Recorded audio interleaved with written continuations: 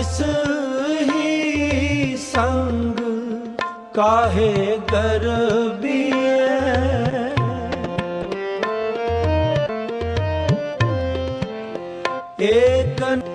एक नाम आधार पौजल तरबिए, पौजल तरबिए, पौजल तरबिए। मैं गरीब सच टेक तू मेरे सतगुर पूरे। मैं गरीब सच टेक तू मेरे सतगुर पूरे। मैं गरीब सच टेक तू।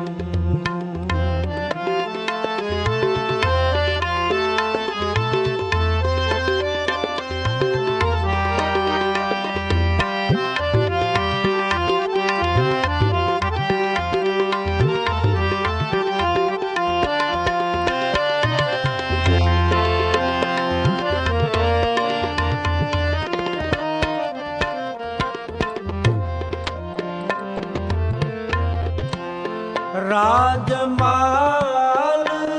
जंजाल काज न कितै गनो।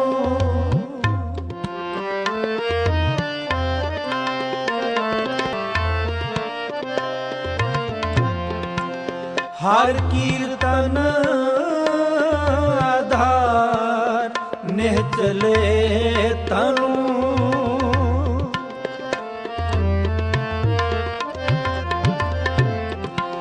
हर कीर्तन आधार निहचले तनु। निहचल के तनु, निहचल के तनु। मैं गरीब सच टेक मेरे ओ सतगुर पूरे। मैं गरीब सच टेक तू मेरे सतगुर पूरे।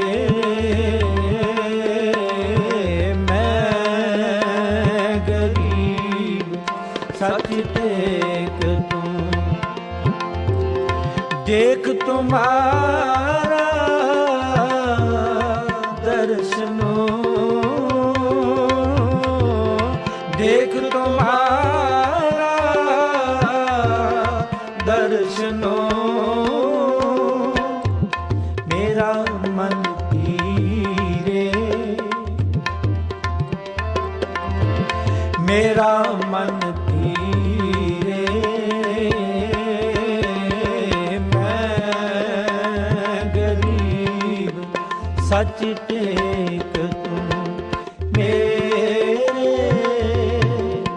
सतगुर पूरे। मैं गरीब सच टेक तू।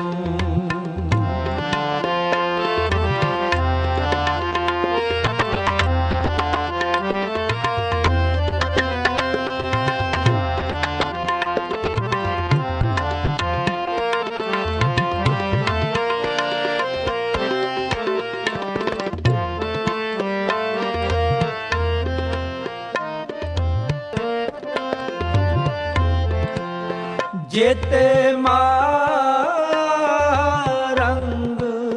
तेत बचावे।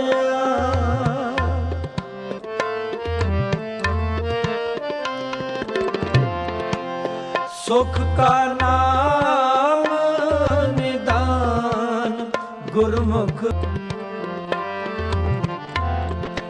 ਗੁਰਮੁਖ ਗਾਵਿਆ ਮੈਂ ਗਰੀਬ ਸੱਚ ਟੇਕ ਤੂੰ ਮੇਰੇ ਸਤਿਗੁਰ ਪੂਰੇ ਮੈਂ ਗਰੀਬ ਸੱਚ ਟੇਕ ਤੂੰ ਵਾਹਿਗੁਰੂ।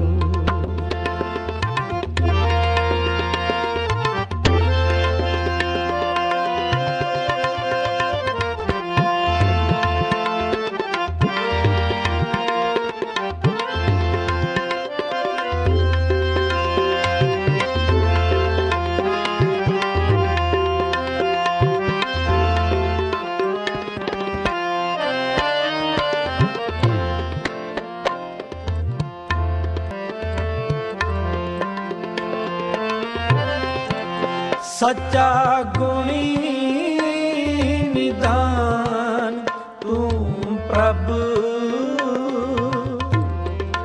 ਗਹਿਰ ਗੰਭੀਰੇ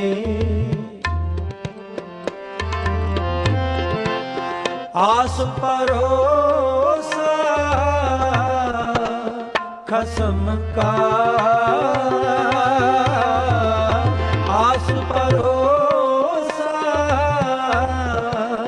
ਖਸਮ ਕਾ ਨਾਨਕ ਕੇ ਜੀਅਰੇ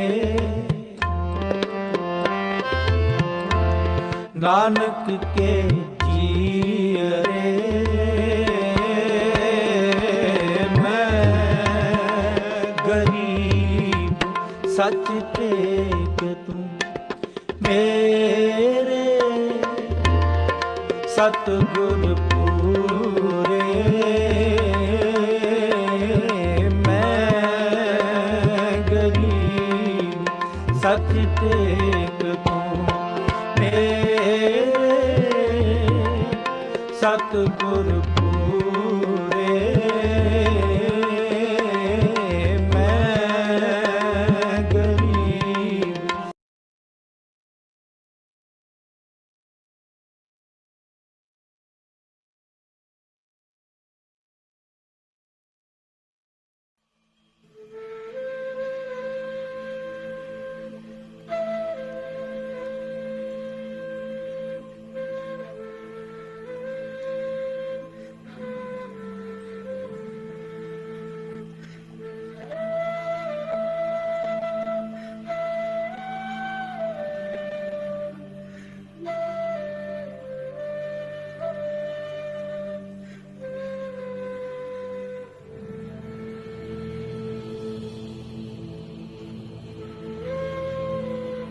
Great Master used to say, his teaching, his method, the path of the Masters, Sant is meant for the brave, not for the weak.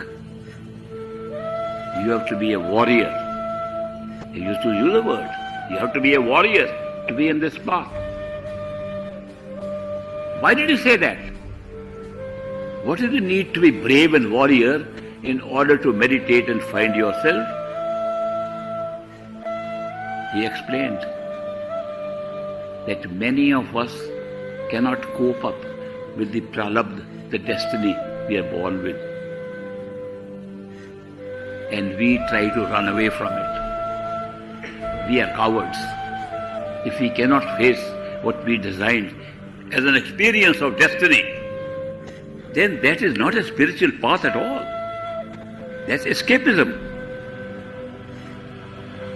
The path of the Master says, you should be strong and be warriors and face your life where you have been placed in the middle. Cope up with all the ups and downs of destiny. And then in the middle of it, escape and go back to your home from this network into which you have come.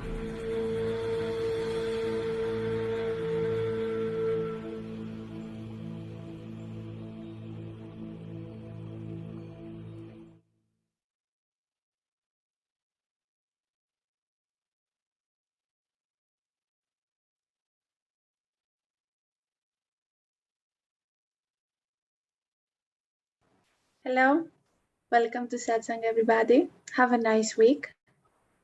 We will start the satsang today with a Sabbath by Sumit Ambrosial. Then we will hear a talk by Michael, and we will watch Ishwar Puriji's Spiritual Gems. Compiled by Narendra and Barry, the topic is the best way to lead the daily life. After that, we have 5 minutes of meditation, a rewatch master, and then we'll have group meditation with love and devotion. Thank you all so much. We can start.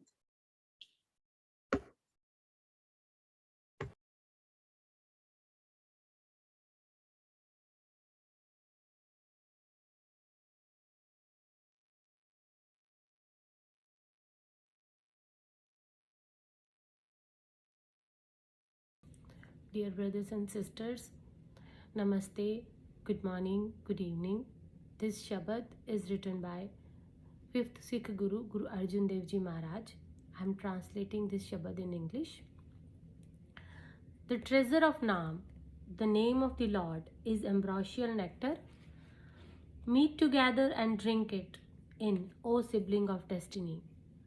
Remembering Him in the meditation, peace is found, and all thirst is quenched. So serve the Supreme Lord God and the Guru, and you shall never be hungry again. All your desires shall be fulfilled, and you shall obtain the status of immortality.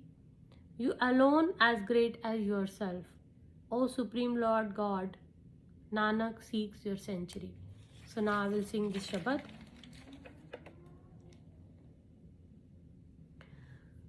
मिल पीवो भाई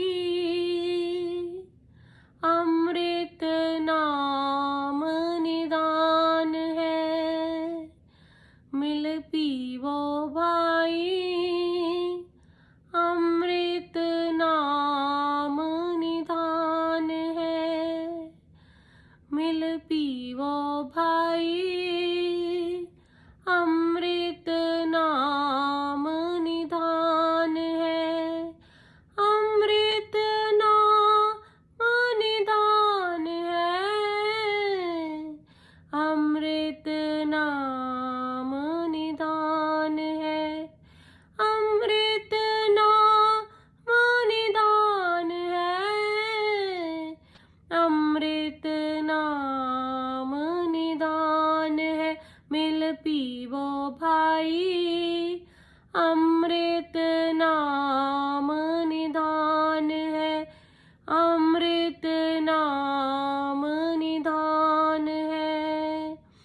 जिस सिमरत सुख पाया सब त्रिखा बुझाई। जिस सिमरत सुख पाया सब त्रिखा बुझाई। मिल पीवो भाई अमृत नाम निदान है। मिल पीवो भाई अमृत नाम निदान है। अमृत नाम निदान है। अमृत नाम निदान है।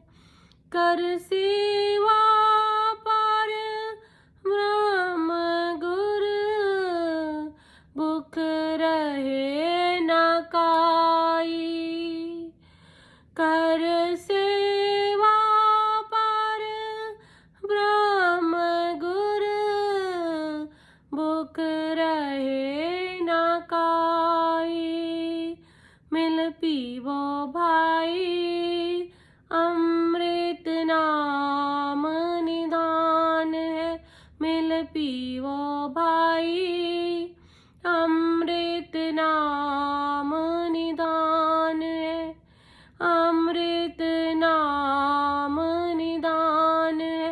मिल पीवो भाई अमृत नाम निदान है। अमृत नाम निदान है।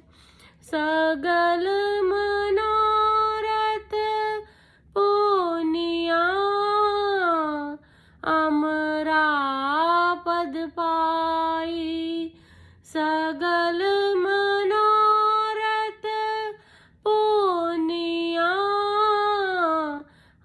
अमरा पद पाई मिल पीवो भाई अमृत नाम निदान है अमृत नाम निदान है मिल पीवो भाई अमृत नाम निदान है अमृत नाम निदान है तुद जेवण तो है पार ब्रह्म नानक सरनाई तुद जेवण तो है पार ब्रह्म नानक सरनाई मिल पीवो भाई अमृत नाम निदान है मिल पीवो भाई अमृत नाम निदान है मिल पीवो भाई अमृत नाम निदान है अमृत नाम निदान है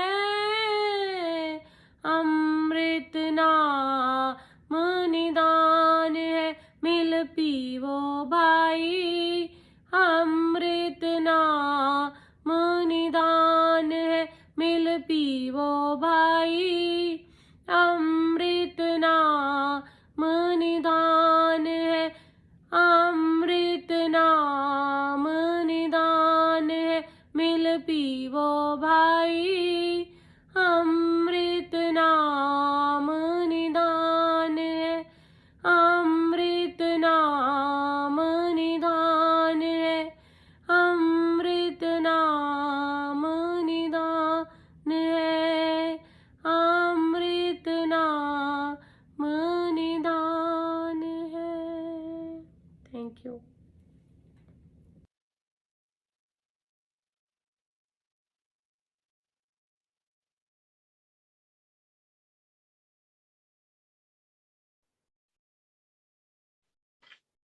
Good morning, everyone. Nice to see you. Wow, Sumit, that was amazing. I closed my eyes and I was just enjoying the love for Master and God and the beautiful godly voice. Thank you, Sumit. That was so beautiful. And I start satsang by putting my head on my holy master Sant Singh's feet, on Ishwar Puri's feet, and Baba Sawan Singh's feet. And from that ocean, endless, infinite ocean of abundance, I ask, I pray for few words of truth from the ocean of truth that will soothe us, that will bring love to us, that will nourish our soul, and will keep us on this path. And this morning I was looking at a picture that Microsoft put for me, and it was a path, like a narrow road, but there were flowers all around that road, and around on the sides of the road. And I'm like, wow, this is the road that we are taking to God, that it's a flowerful road, that when we have Master, when we have God on our side, when we are living in his abundance, when we are living in his grace, life becomes flowerful. Just that beautiful road that I saw. Imagine like a narrow road and flowers, just all flowers on the side. It looked like paradise. And this is how life is. When we have Master in our life, our vision changes. Our vision changes. We become to see everything as God. We become to see everything with the eye of the Lord as he is with us. And when we see with the eye of the Lord, then it's all beauty surrounding us. I bought this magnifier and I was thinking it's the same thing, that that when we look at things with the eye of the Lord, everything becomes magnified, and everything, here it is, see, everything becomes magnified, and everything becomes so enhanced, when we look at the things with the third eye. He gave us he gave us this gift of the third eye. And when we see things with the third eye, they are magnified, they are more real, and the visions are just clearer and vivid and so much magnified and stronger than just seeing with these eyes. That He gave us that eye. He gave us that eye, which is the inner eye, that that pierces the veil of darkness and can see through everything. It can see through everything and it can see through darkness. And it gives us the ability to distinguish what is love and what is not love with this eye. He gives us this piercing eye, which is a gift. So, how life is so beautiful when we live in the abundance of God, that my Lord, my God is the abundant. My Lord, my God is an endless supply. My Lord, my God, my Master has everything. My Lord, my God, my Master can solve any problem. When we have that knowledge in us, when we know what that beautiful one, that we are taking his refuge, as Sumit said, that Guru Nanak was praying for the refuge of the Lord. The Guru Nanak was praying for the refuge of the Lord. And to live in that refuge is to live in the fort of Master. To live in that refuge is security, is contentment, where we all walk together on that flowerful road towards the kingdom of fulfillment under grace. We walk all together to the kingdom of fulfillment, where everything is fulfilled even before we ask for it. It is given. It is given to us before we even ask. This is what the saints and masters, because God is all knowing. He's all omniscient and he knows our hearts. He knows what we want and he just showers us with what we want before we ask for it. That this path is such a beautiful path and that can be experienced. It can be experienced. All this, what I'm talking about, we can experience it inside of us, the third eye, and walking in this world with the power of God, with the power of love, holding the hand of love and seeing how our life becomes abundant. We have no lack, we have no poverty. Everything is seek ye first the kingdom of God, and everything shall be added unto you. Rather, it will be showered upon you. What a beautiful thing in the Bible. There's so many beautiful quotes in the Bible, just like the Adi Grant. And they are so powerful, and they can give us an encouragement to keep holding the hand of love. And and in the Bible it says that that once we choose that the human being can choose the road he has, but for every human being, God made a road, a path of divinity for everyone. And we have the power to choose. And if we choose that side, the divinity side of walking with Master and living with Master and having Master with us every moment of our life, then life becomes different and life becomes divine. Life becomes divine and it is all happy. It is all happy. And everything that is opposite of happiness, all fear, all disappointment, run away because they cannot stand the love. And when we walk, when we walk with Master, with Christ inside of us, then we can give all our fears, all our worries to the Christ inside of us and walk free. This is written in the Bible. And Ishwar Puri Ji said it. He said he gave all his worries to Baba Sawan Singh. And then he walked free. He walked worryless and fearless in this world. The same thing it's written in the Bible that we give all our worries, all our fears to the Christ inside of us. And then we walk free. I heard it today. I heard it today. And it is such a beautiful thing to hear that we just give our worries to the Christ inside and we walk free. And when we live in Master's commandments, when we meditate, when we do seva, then what happens? We are surrounded by Christ's light. And that light of Christ inside of us is a protecting shield, is a protecting shield, and no negativity can pierce. No negativity can pierce that protection. As Guru Nanak says, it's a circle of protection. And what is that circle of protection? It's God's light that is unpierceable, that cannot be pierced by the negativity. Wow, we all walk in that radiance. We walk in the radiance of Master, we walk in the radiance of Lord God. And that radiance becomes our happiness. That radiance becomes our supply. Where I also heard, why I also heard that we have the purse of God inside of us. And that purse of God that is inside of us is connected with the infinite supply of the Lord. Once we know that, then we will have no deficiency, we will have no lack. And since He is an endless supply, and we have to trust and have faith in that. If we have the trust and faith that we have that purse of God inside of us that has an endless supply, then we will never be scared to use our money because it will be always replaced. Whatever comes out comes in directly. Whatever comes out comes in directly. And then when we give in the name of Master, when we give in the name of the Lord, that money, that dollar we gave becomes a blessed dollar, and it will bring hundreds more. These are the secrets. These are the secrets, the ancient wisdom that has never been changed, the ancient wisdom that came from the mouths of the holy ones throughout time. And this ancient wisdom, we can experience it inside of us. All what we have to do is sit inside this holy body, inside this temple of God.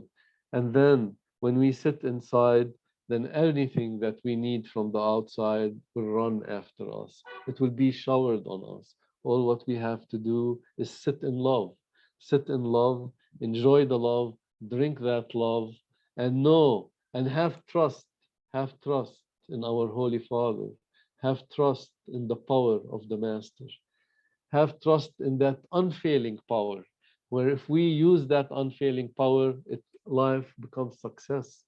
There is no unsuccess when we are imbued with the nectar of the Lord. When we live in love, then it is all success and failure doesn't exist. I wanted to read a few words from poems from Rumi, and it's also about this.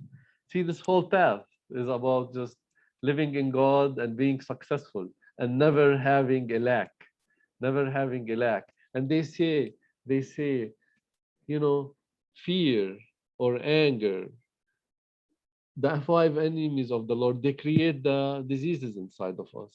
But when we are free of these and we are surrounded with love and we live in love, then disease cannot touch us. Disease cannot touch us. Why? Because we are connected with the Shabd. And the Shabd is our insurance. It is our insurance, that celestial sound, that supply of God that created everything, that nothing that we see was not created by that. When we are connected to it, it makes everything for us easy. It creates for us, and it is our insurance. And we cannot be scared from anything, from diseases, from worries, from problems. It solves all problems. That power solves all problems. That power keeps diseases away. If it's in the karma that we have a disease, it will heal it. It will heal it if we are rich in God. If we are rich in God, if we are rich with the holy sound, if we fill ourselves to the brim with that elixir of and manna of life, the water of life that's coming from the endless supply, then our life will become flowerful, harmonious, full of smiles, where we will never be not smiling. Every day it will be smiles, every day it will be happiness. Why? Because happiness and smiles belong to the Lord. Happiness and smiles belong to the Lord.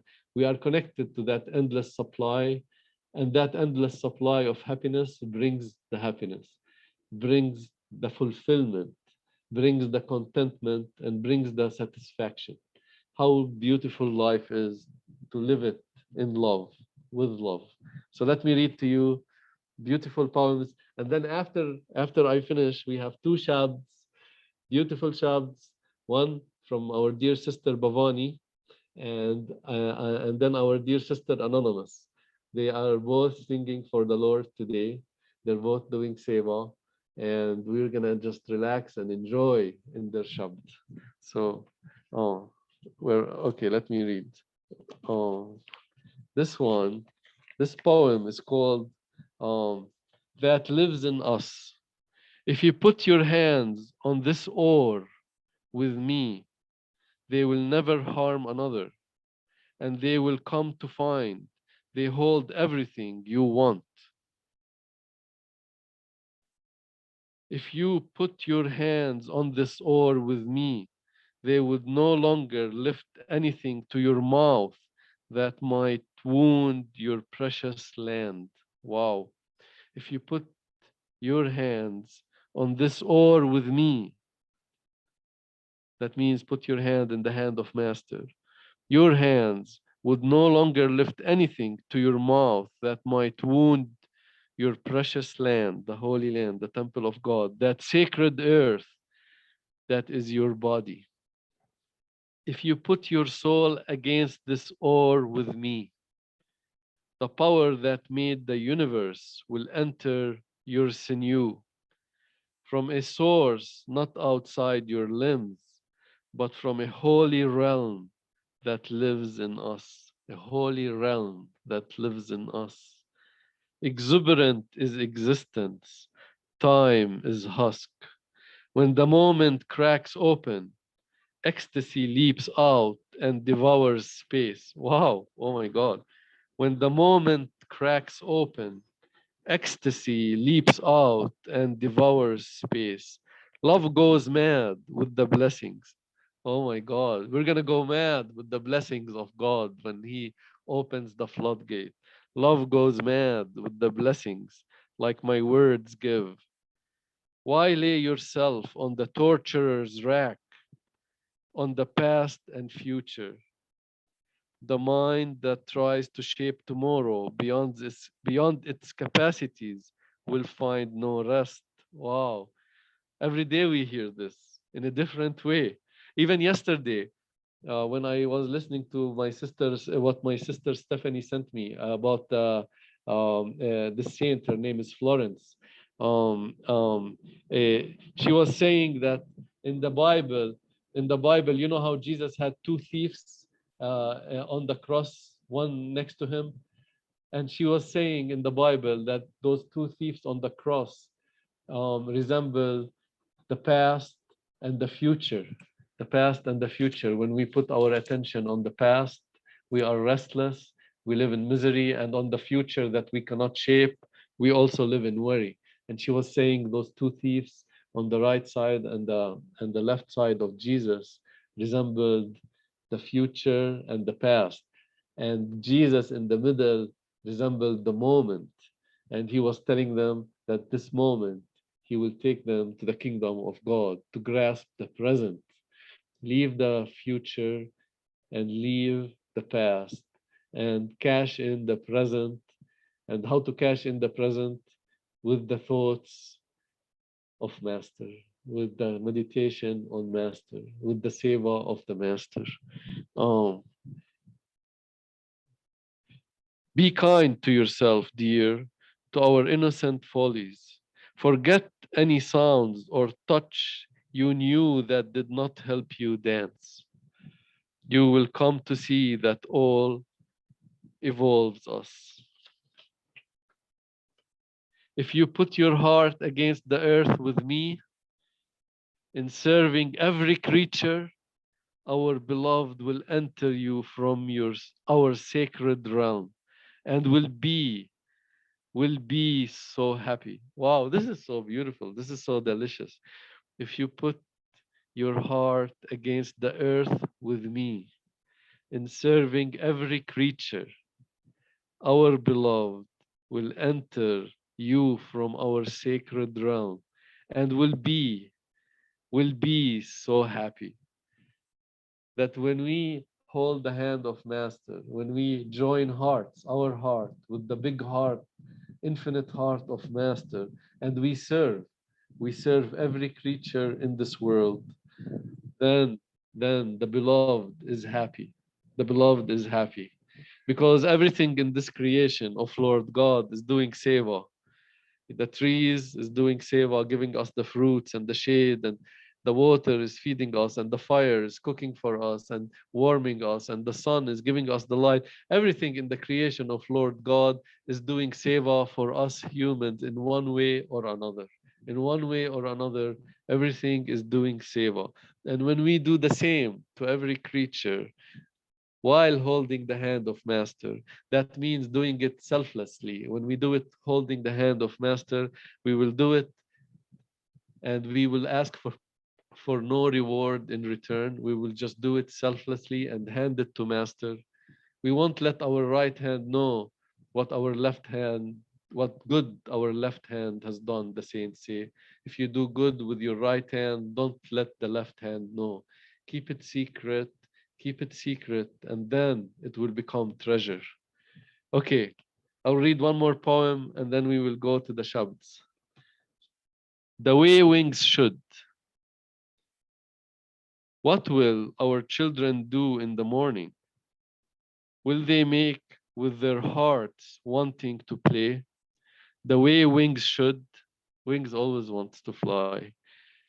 Will they have dreamed the needed flights and gathered the strength from the planets that all men and women need to balance the wonderful charms of the earth, so that her prayer and beauty does not make us forget our own? I know all about the ways of the heart, how it wants to be alive. Love so needs to love. Love so needs to love. Wow, so beautiful. That it will endure almost anything, even abuse, just to flicker for a moment. But the sky's mouth is kind. Its song will never hurt you, for I sing those words. What will our children do in the morning if they do not see us fly? Wow, this poem is so deep too. Love so needs to love.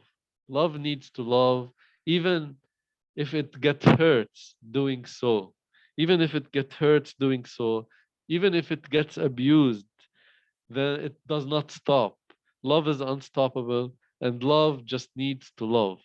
Love just needs to love. Wow. Um, Beautiful poems from Maulana Rumi. And he's saying in the last verse, what will our children do in the morning if they don't see us fly? That means even our children, they expect us to have God inside of us. When we have God inside of us, we fly to all the inner regions.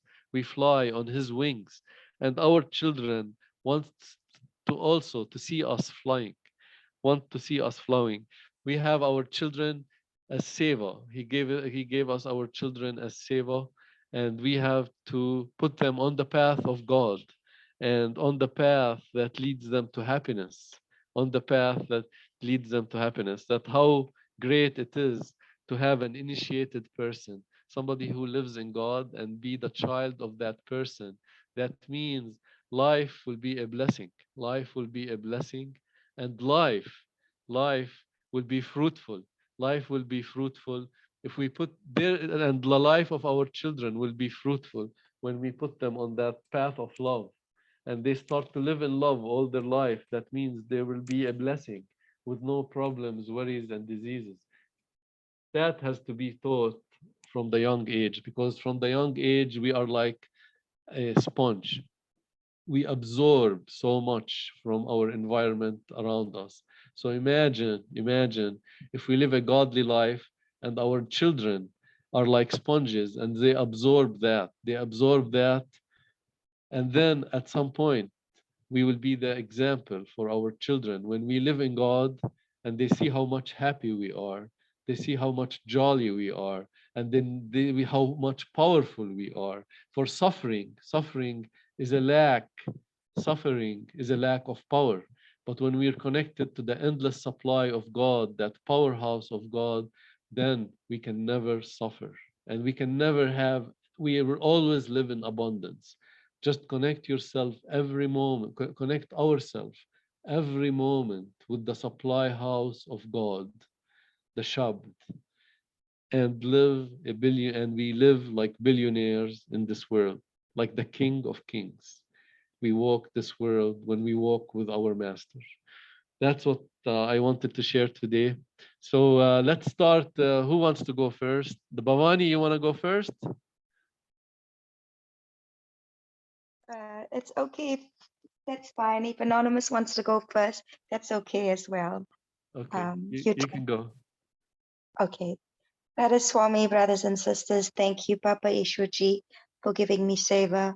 Thank you, Brother Michael Ji, for your seva. I just want to say thank you, Sumit, for your beautiful Shabbat. Michael Ji, when you speak straight to the core of my soul. You touch me so much. It brings so much of tears to my heart. You have so much of love. Papa Ishwarji would be so proud of you. Your love is like a magnet that gives me so much of inspiration. And I'm sure to all the lovers on this platform of love. So thank you so much. The song I'm going to sing is another beautiful Christian song which resonates with all our hearts. Bless the Lord, oh my soul. Oh, my soul, worship his holy name. Sing like never before. Oh, my soul, I worship Ishwarji's name. The sun comes down, it's a new day dawning. It's time to sing your song again. Whatever may pass, whatever lies before me, let me be singing when the evening comes. Bless the Lord, oh my soul, oh my soul, worship his holy name. Sing like never before, oh my soul, I worship your holy name. You rich in love and you slow to anger. Your name is great and your heart is kind. For all your goodness, I will keep on singing. 10,000 reasons for my heart will find.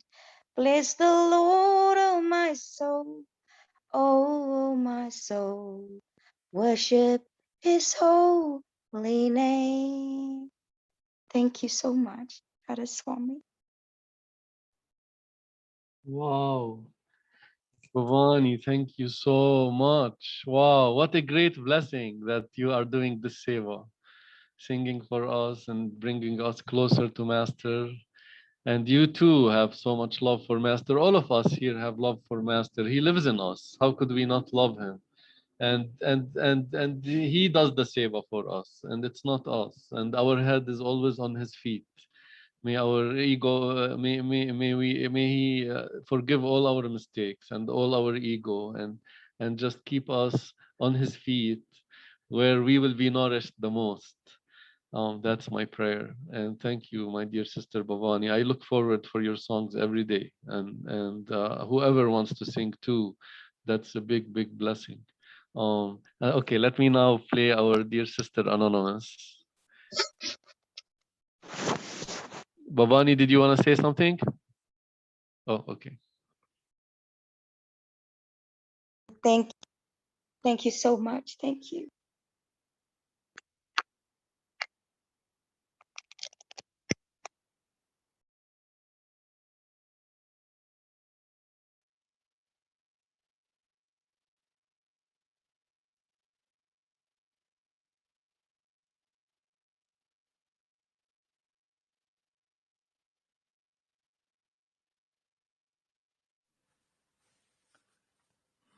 Master, make us channel of your peace. Where there is hatred, let us bring your love. Where there is injury, you pardon more. And where is the true faith in you? Master, make us channel of your peace. Where there's despair in life, let's bring us hope. Where there is darkness, only light. And where is sadness, have a joy. Oh, Master, grant that we may never seek so much to be consoled as to console, to be understood as to understand, to be loved as to love is our soul. Oh, Master, make us channel of your peace. It is in pardoning that we are pardoned, in giving ourselves that we receive, and in dying that we are born to eternal life.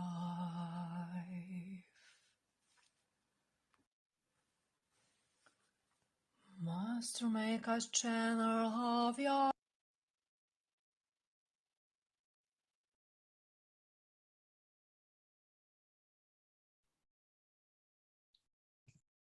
Anonymous, thank you so much. Wow, it can't get better than this, could it? Our holy dance with the lovers of the Lord, singing for the beloved. Wow, can't get better. Thank you, Master. I thank Master for all my holy brothers and sisters that join me, that join to every day in the holy dance, in the circle of lovers, where we all have Master in the middle, and he nourishes all of us. He showers his peace, he showers his blessing, and we feed of him. We drink from his water of life. We're connected to his power supply every day. And what a great blessing. And I thank Master for eternity. I thank Master to the power of infinity and another infinity and another infinity over that infinity. That's the gratitude we have for our Holy Father for blessing us every day. Thank you again. Now we have the compilation that was made by Brother Barry and Naranda, and I will play it right now. Enjoy, and then we can meditate after.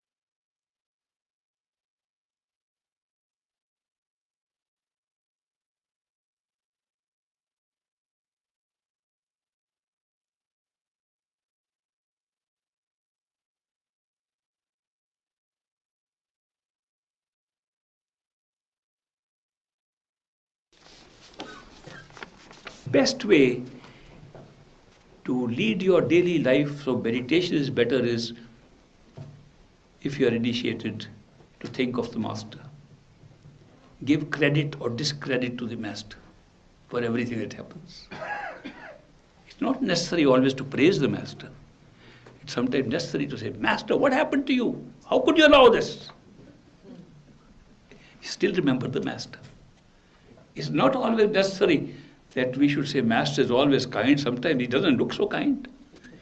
Some of our experiences make us react. Master, are you still there? How could this happen? How could this accident happen to me? Where were you at this time? You're still remembering the Master. Or you can say, thank you, Master, for I found a parking spot. Thank you, Master, for the good thing that happened today. And when something not so good happened, thank you, Master, it could have been worse, and I can see what could have been worse. You really saved me from a worse situation. Any of these steps we take helps you in meditation in the morning.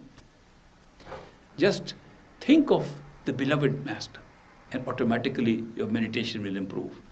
So make your daily events as part of your meditation. Think of the Master, repeat the words, walking, talking, doing things where you can, where you need some intellectual attention, put your attention there and then go back to that. There was a guy named Aladdin. Some of you might have heard his story, because Aladdin found a little bottle containing a genie. And when he rubbed that lamp or bottle or something, a genie appeared out of it. Huge, big genie. Aladdin was frightened. But the genie said, Master, I am your slave. You are my master because you opened me out from this prison house. Aladdin couldn't understand how such a big genie could be his slave. He said, if you are my slave, go and do this work for me. Go and build a house for me. And genie went and built the house within a few seconds and came back. Yes, master, what next? And Aladdin said, go and put a bridge on the river. He made a bridge on the river and came back in a few minutes. Every order, every command, this little Aladdin would give to the genie carried out so quickly. Ultimately, he couldn't think of any more commands. Then the genie began to give him commands. Now come on, follow me, I'll show you what I can do. The slave became the master. The genie took the Aladdin all around and made him do things that the slave wanted, the genie wanted. And one of Aladdin's friends came to him and he said, you are such a happy-go-lucky fellow. What's happened to you? You are so sad and depressed. He says, I am sad and depressed because I found a genie. He claimed to be my slave and I have run out of commands. And now the genie is taking me all around and I've become his slave. How can I be happy? He says, I'll tell you a way. When genie talks to you, what is your command? Masters say, bring a pole, a wooden pole from the forest and dig it into my room, the middle. So when the genie brings the pole, digs it, and he says, Master, what's your next command? My command is, go up and down the pole till I give you next command. So keep the genie busy, going up and down, and you need to get something done. Genie, get off the pole and do that. And he comes back, up and down on the pole. This is a story illustrating that the mind was our genie. It was supposed to be our slave. The mind was supposed to do what we wanted, the soul wanted. And the soul subjected itself to the mind to such an extent, the mind is telling us all the time what to do.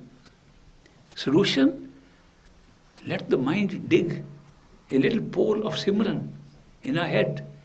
When the mind says, what next? Repeat the words. Keep on repeating the words. When you need to do something where you need to put the attention, take it off and say, okay, do this work. After this finished, go back on the pole. Simran. Keep on repeating till I need you again. So the fact that we can hold the mind to perform certain things with our own will, the spiritual will, not mental will, the spiritual will over the mind, then we put the mind in the right place. The mind is supposed to be our servant. So mind is supposed to be our slave. Mind is supposed to carry instruction that we give. Do we do that? We allow the mind to tell us what to do. And later on we regret because the mind doesn't know everything. Mind knows about what data we feed it, and afterward we find that the mind doesn't know anything more. So therefore, to reverse this, how does the soul give instruction to the mind without thinking, without using the mind? Intuition, coincidences, circumstances, they tell you what instruction to give. Once you're given instruction based on your gut feeling, based on your intuitive feeling, tell the mind do that. Use the mind to carry out the instruction, not to tell you what to do. If you change this pattern of your life, you'll find you'll always be in control of your mind and control of your life. A good tip. The second way, which is better, is to live in the will of the Master, will of God, will of the Creator. How do we distinguish between our will? Are there two wills, first of all? Is it our will and Master's will or God's will different? Isn't everything created by God's will? Isn't the whole show created by the single will? Then why should we say live in His will if everything is His will? But it's not been designed like that. After being given a human mind, it has been divided, the will has been divided. For experience, for creating karma, for creating the show, the will has been divided into mental will and spiritual will. The two have been separated. So therefore, mental will followed by intention or action creates karma. Spiritual will does not create karma, often it erases karma. It pays off the karma. Big difference in the mental will and the spiritual will. There are many ways to define it. The simplest I have found is, if you have to think in your mind, deliberate in your mind, and then act, it's mental will, because you employed the mind. If it comes without thinking, it's spiritual will, it's intuitive will. The intuition is telling you, which is not mental. Mind always works in time through thinking. Intuition does not need time. What comes as a gut feeling, you follow it, you are not creating a karma. Secondly, events happen to us. Somebody hits us, knocks us down. Is it a new karma or an old karma? Did he think that he should hit us? New karma. He just accidentally hit us, payoff of old karma. Wherever thinking and deliberation is required before acting, new karma. Wherever it is accidental, without thought, payoff of old karma. And if you are acting intuitively, reacting to something without thinking, payoff of old karma, spiritual will acting. And if you are thinking, I am going to take it on him, I am going to have revenge, new karma. Most of the time, when we go by the advice of our mind, we react revengefully.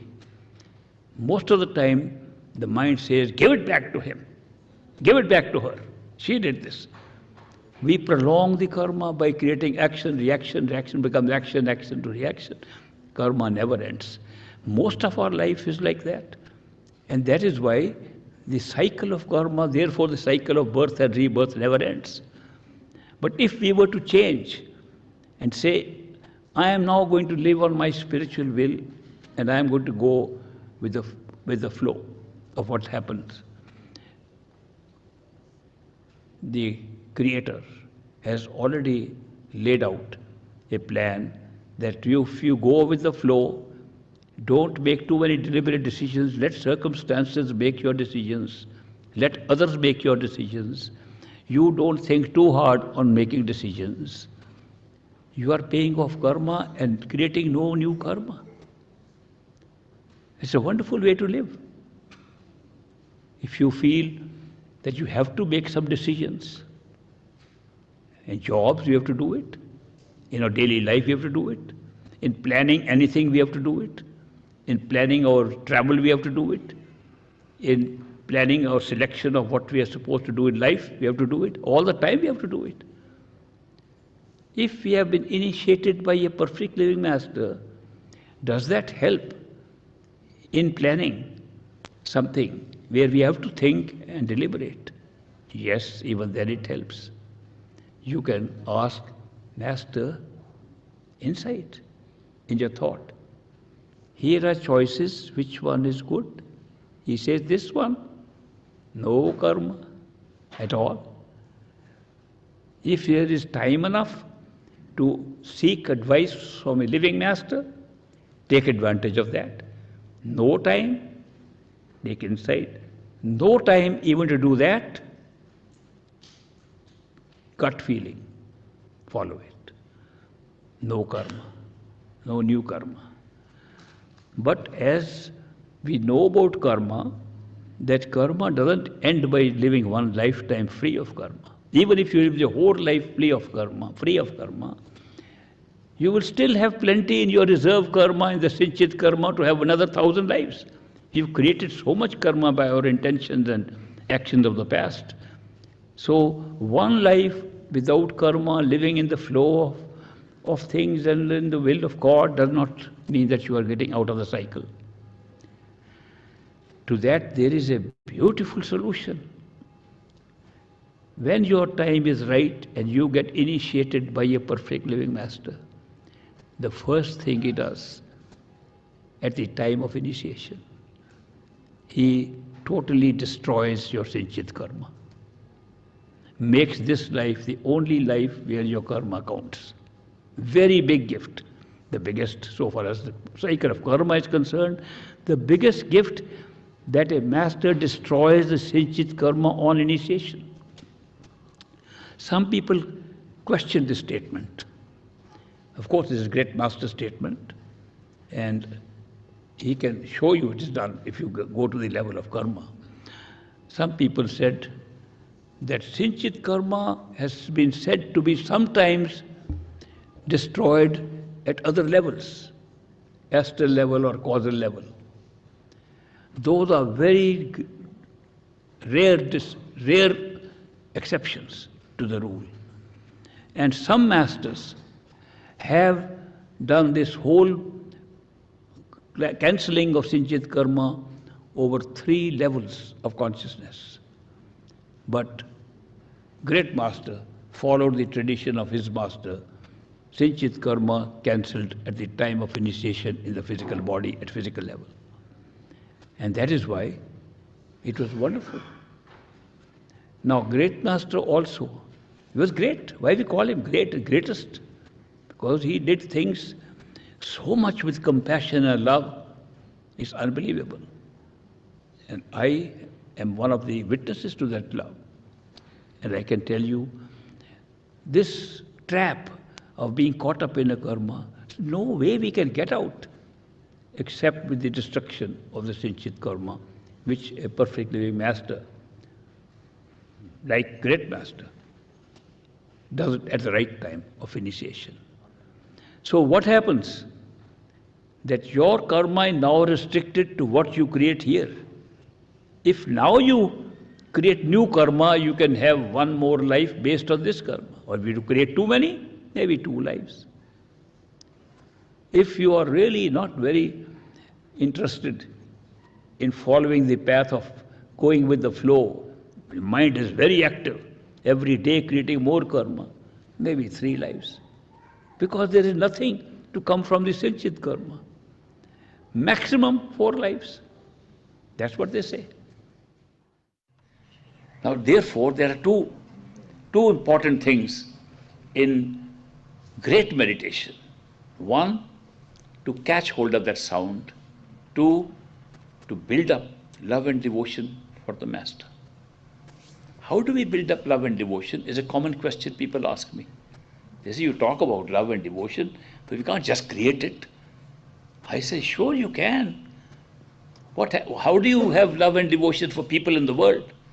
You miss them, think about them, you constantly remember them, you remember the time you had with them, you remember the pictures of what they were doing, what you were doing, if they helped you in any way, if any miracles have happened, how did it happen?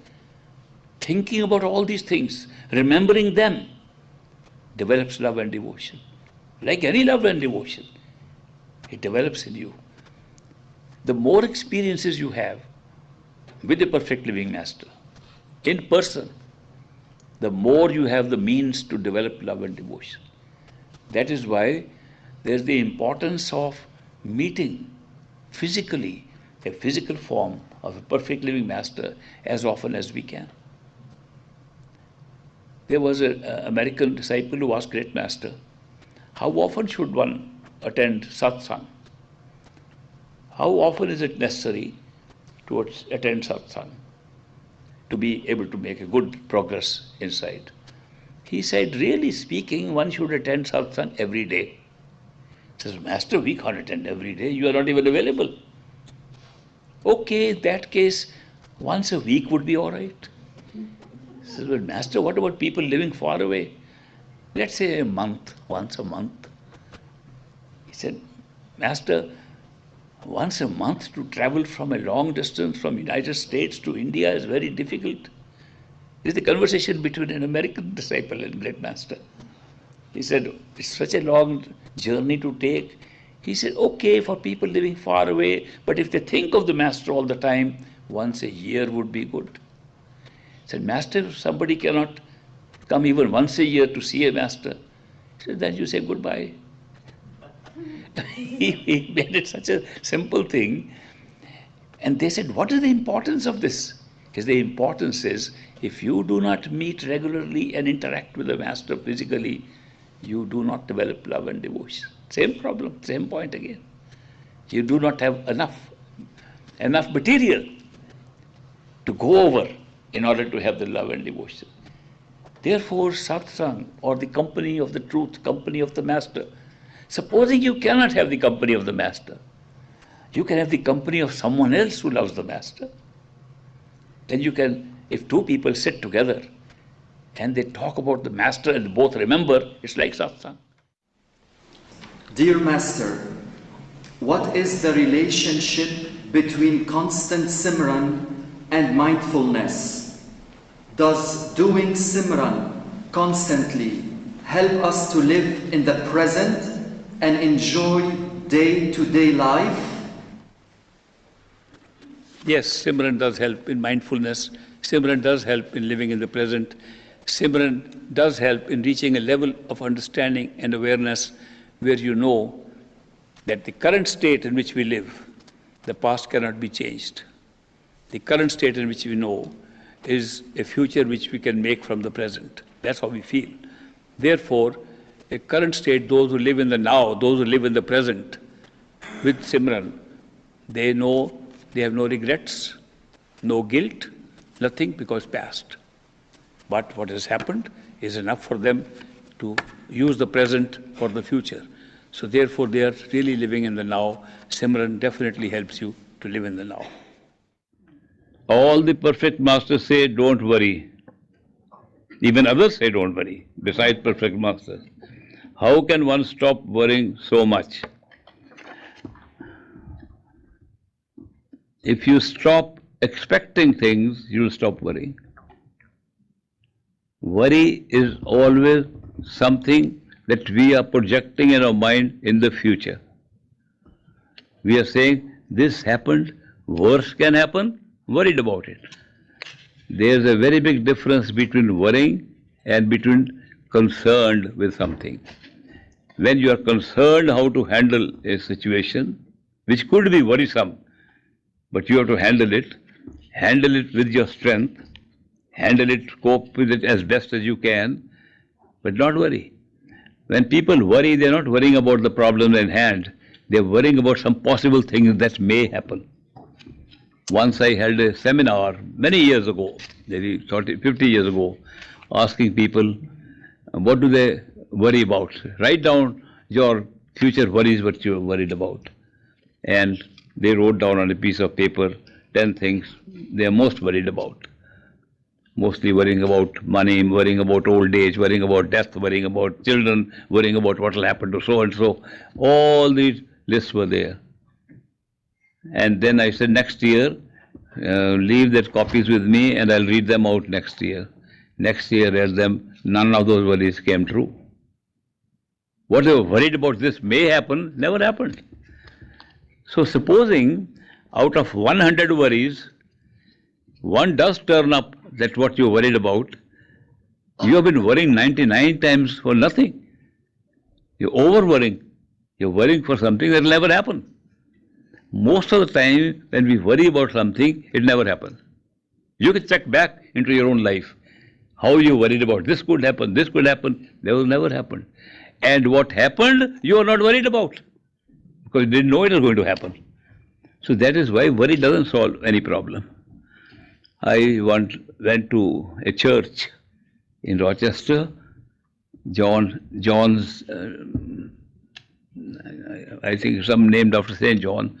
And then I was entering the church, there was a sign outside. Worry, it said, worry is a prayer for failure. You want to fail? Worry. It's a religious message in a church. Worry does not solve any problem. Worry only creates more problems. So if we become conscious of this, we should be concerned about how to tackle what is in front of us. There was a white-bearded man named, he looked so much like Master. And he was a teacher also. I heard him speak. I was very impressed for two things. One, I liked his beard, white beard. And second, what he taught us about not worrying. He said, we worry about problem. It should not be like that. So he said, when a problem comes into your life, first greet it, welcome problem, then meet it, and then beat it. 3-point formula. Problem should be dealt like this: greet it, meet it, and beat it. And he explained that if you don't solve the problem by your strength and best way of coping with it, it will remain a worry forever. If you deal with it, it's over. Sometimes you may get the results you expect, sometimes you won't. But the results you get will be the results anyway. Therefore, worry has no place. Be strong. Similarly, about fear. We are afraid of things which will never happen. Most of the things we are afraid of, this might happen, don't happen. So there's no sense of fearing so much. But fear and doubt will come to us so long as we identify ourselves with our mind. When we realize we are not the mind and can observe the mind working and separate ourselves, which is part of meditation technique, to separate ourselves from the mind. When you separate yourself from the mind, fear disappears forever. You become fearless. Doubt disappears forever. That is why when you go to see Perfect Living Master, like I would see Baba Sawan Singh, he was fearless all the time. Fearless, certain. In the talks that Perfect Living Master gives, there are no such words as maybe, perhaps. Those are the words in the professor's language when they teach. In intellectual language, there is always a maybe or a perhaps. Not in the language of the Perfect Living Master, because what they are saying for what they are immediately experiencing at that time. As I said in the morning session, when you reach that state of totality, you are automatically knowing everything of every level. Therefore, it's a beautiful experience. You're not living at one reality at a time. You're living in all realities and all illusions. They're all the same. That's what you find out. The realities have been created like that to be real. So when you have that state, fearlessness comes natural. No worry takes place. So that is why just become strong to deal with the problems in hand and don't spend too much time speculating on what might happen, nor do I spend too much time in what has already happened. Imagine most of us are spending so much time in looking back what happened. Oh, I could have done that better. Oh, I shouldn't have done that. That's a very silly way of living. To be living in the past. Do you know what you will remember the most? Very few good things. You remember mostly negative things of the past. You did something wrong. Okay, you did it. And you felt it was wrong. Do you have to feel that it was wrong all your life? Isn't it enough to feel wrong, say sorry, forgive yourself, forgive others, and move on? No, we carry that guilt throughout. And guilt is a very big detriment, very big obstacle to good meditation. Because when we want to meditate right here in the present, the old thoughts come. Guilt is a very heavy thought that we carry all the time. So there should be no place for guilt. Guilt can only go away by an affirmation of forgiveness. Oh, I did wrong to my mother, and she now died. I can't even ask for forgiveness. Yes, you can. Forgive her in absentia. She may be dead for you, but she may be able to hear your forgiveness. And so many times we condemn ourselves because we did not forgive, we didn't do the right thing, and we carry this stuff all our life. No, forgive yourself also. Forgiveness is a wonderful remedy for so much of our life's illness. Forgive yourself, forgive all others. All others, forgive them. And forgive yourself.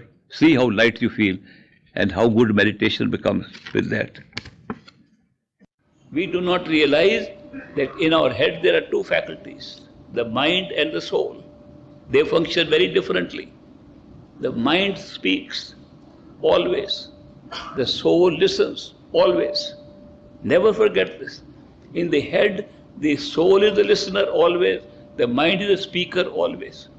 So we repeat those words with the mind. If we don't listen, the mind can run away anywhere because we are somewhere sitting and not attending to the words. The mind speaks and runs away. But if we become listeners and listen carefully to the words, the more attentively we listen, the more our concentration of the mind is on listening, the more the mind will be under your control. Therefore, meditation will work. Now, when you begin to listen, you enhance your listening ability compared to speaking ability. Then you begin to listen to the next step in meditation, listen to the sound of your own self. When you listen to the words you are repeating, the sounds that come from the head automatically start. There are people who say, we have been doing Simran for many years, we never hear the sound. And I tell them, start listening to the words you are repeating, sound will come. Listening creates the sound, not speaking. You keep on speaking, keep on thinking, keep on repeating, it doesn't help. Listening helps. Therefore, if you go to the next stage of your meditation, which is listening to the sound, listening to the shabd, listening to bhajan, then listen to the words you repeat to start with. When the other sound comes, then stop repeating those words. If you keep on doing both, you will not go anywhere. Because speaking is being done by the mind, listening by the soul. You're not going toward the soul, toward the self, if you keep on doing both.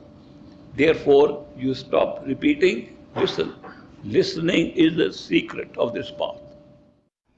A man heard that there was a guy in India who walked on water. And every day, he was living on this side of the river, and he used to go to the other side of the river, walking on the water, cutting trees and bringing some logs. So this guy flew all the way to see him. And he traveled by plane, by bus, and ultimately a little bit of by foot to reach that place. And he said, do you walk on water? He said, yes. What's the big deal? He said, I have never seen people drown when they walk on water. He said, they drown because they have no faith that they can walk. If you have faith that you can walk on water, you can walk on water. He said, can I walk on water? He said, of course. Come with me tomorrow. If you have faith that you can walk on water, I'll take you along and you will both walk on water. So next day this man was ready, but just before getting into the water, he told his friend, please tie a rope around me. So in case I drown, you pull me out. The moment he stepped, he fell in and they pulled him out. Because he had doubt when he put the rope around him. He didn't have that faith that he can walk on water. So therefore, when the faith is not there, when doubts are in our mind, we have this problem that the doubts come in the way and we don't make any progress. It's not that you should have blind faith to move on, but you should have basic faith which says, okay, what I can see is what I can see, what I'm feeling I can feel. I'm intuitively being drawn to a man whose unconditional love is so powerful that I can't resist it, in spite of my mind's argument, resist it. Don't go, he's still pulling me. This is a basic thing. I must follow up and see what's the next step. Even if this is the fundamental first step, that the unconditional love of a master pulls us, is good enough to begin. And then You go from there, step by step. Your faith builds up based upon your experience. The great master, Hazur Maharaj Baba Sawan Singh, was born on the 27th of July, 1858. Day before yesterday was his birthday. I flew into Philadelphia day before yesterday, remembering it's an important day that the great master came into the physical world on this particular day. Before I left Chicago airport, a man was sitting there looking at my cap. And he said, "This cap is from Kullu, Manali in India." And I said, "Yes." And I was still thinking that what a strange thing to meet a person who could immediately recognize me from my cap. But my surprise was when he said that he worked in the military engineering service, same service the great master worked in, was educated in the same college the great master was educated. What a coincidence that I should meet this right on my way to Philadelphia. I thought it was a great coincidence and reminded me that coincidences are a very important part of our spiritual life. We take them as just chance meetings, chance happenings, by chance opening of a book and seeing something on a certain page that relates to what we are thinking about. It is not that simple. Coincidences mean a lot more than that. Actually, the coincidence means it is a message from God. People ask me, how can we hear God? We don't see him, we don't hear him, we don't know where he is. But God has made arrangements that we can hear him whenever we like. We can hear him inside our head and we can hear him outside through coincidence. I know that very few of us go inside. The real secret is to go inside. If we went inside, we would have direct meeting, even a merger, even an identification with the ultimate creator. But if we do not go inside, we only search for things outside. The creator has left several means to communicate with us even outside. And one of the important things is a coincidence. What is a coincidence? It is just something that happens defying the laws of probability. What is not probable happens. And we say, how did this happen now? How did this come about at this particular time? How did these two things happen at the same time? How did it happen that I was thinking of a particular friend and I should meet that friend after 20 years on the same day? How can it happen that I had a problem in my mind and I was driving my car and saw a sign on the road unrelated to my question, but part of the answer was right there? How do these things happen? How do these coincidences operate? The answer is that there is a means for communication with our total self, our creator within, and a means for communicating with our total self outside. The means for communicating inside is called intuition. Intuition, intuitive feelings, intuitive knowledge that comes to us from within without applying reason is a communication with totality. But when you reason out, that's the mind working. The mind is not the same as our own ultimate consciousness. It's an accessory to consciousness. It is added on to consciousness. Our consciousness is our reality. That we can communicate with our consciousness through intuition gives us means to communicate with totality.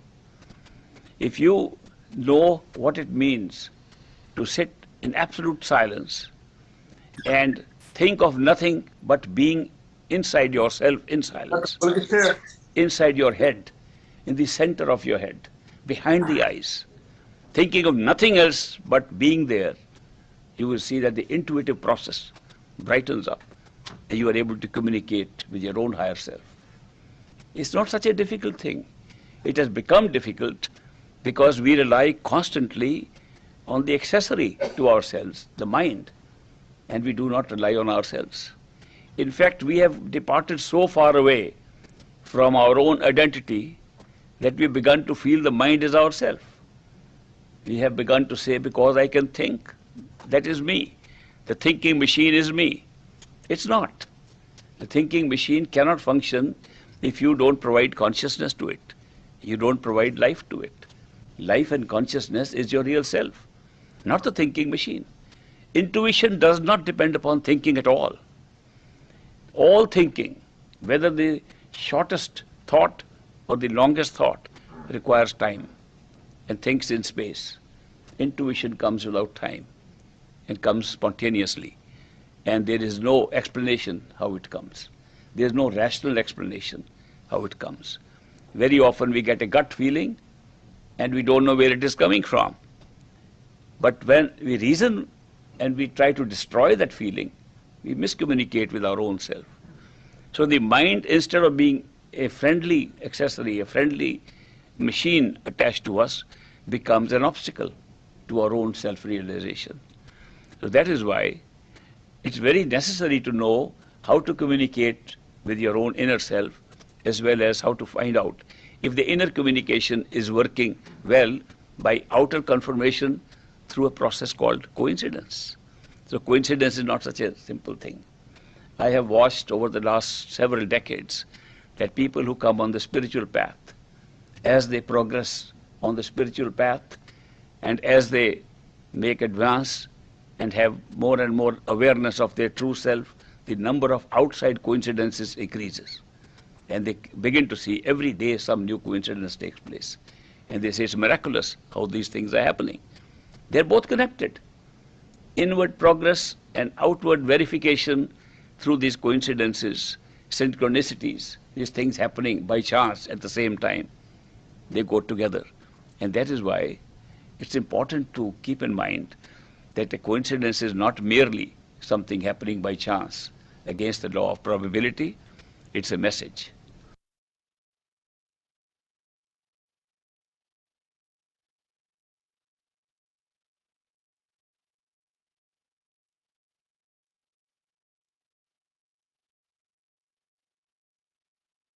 Get this extremely high-tech $3,000 drone for a fraction of the price. This Who are initiated, those who are initiated will use their mantra given by the masters. Those who are not initiated can use a temporary mantra created by themselves, expressing love for somebody. Close your eyes. Imagine this body of yours is your house in which you live. It has several floors. The lowest floor is right where you're sitting down at the bottom. Then as the floors rise, you are on the 6th floor behind the eyes. And that's the place where you will always meditate. That is your meditation chamber. So go and imagine you are sitting in the middle of this meditation chamber. And you can examine that the house, this body-like house around you on the 6th floor, that you are sitting on top of your throat, you're sitting on top of your body, and the ears are around you, and the eyes are in front of you, your hair is on top of you, and you are sitting relaxed, totally relaxed, no tension. The body has nothing to do with it. There's no pressure on the body or the head or the eyes. You are using your imagination to sit behind the eyes in the center of the head. And whatever comes in front, look at it, but don't follow it. If any sounds come, listen to the sounds attentively, but don't move towards them. If a sound comes from the top, listen while you're sitting relaxed in the center. Sound comes from the right, listen from the center. Sound comes from the left, stay in the center and listen to it. If two sounds come, pick up the one coming from the right or above and drop the other. And if a sound seems to be around you, pick up that and listen to it attentively. Put all your attention on the sound when the sound comes. Meanwhile, keep on repeating the words. If the sound disappears, go back to repetition. And when the sound comes, drop the repetition, listen to the sound.